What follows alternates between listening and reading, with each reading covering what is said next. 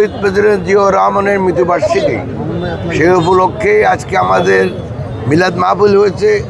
এখন আমরা দুস্থদের মধ্যে বস্ত্র বিতরণ করতেছি, আমাদের নেতা কর্মীরা সহ। একই সাথে আমরা আমাদের ফেনীর গর্ব মহরুমা বেগম খালেদা জিয়ার আত্মার মাগফিরাত কামনা করি। আল্লাহ যেন ওনাকে ব্যস্ত নসিব করুন।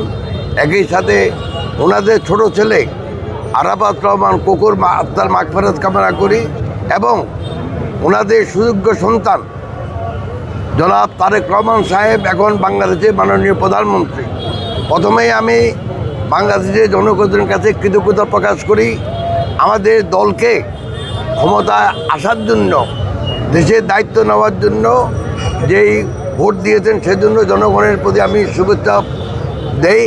একই সাথে আমরা আমাদের মাননীয় প্রধানমন্ত্রী যেন ওনার পিতা এবং মাতার মতো আমাদের দেশকে ভালো করে পরিচালনা করতে পারেন, জনগণের জীবনমান উন্নয়ন করেন এবং দেশের উন্নয়ন করেন, সেই জন্য আল্লাহর কাছে কামনা করে আমরা আজকের এই মিলাদ মাহফিলটা করছি।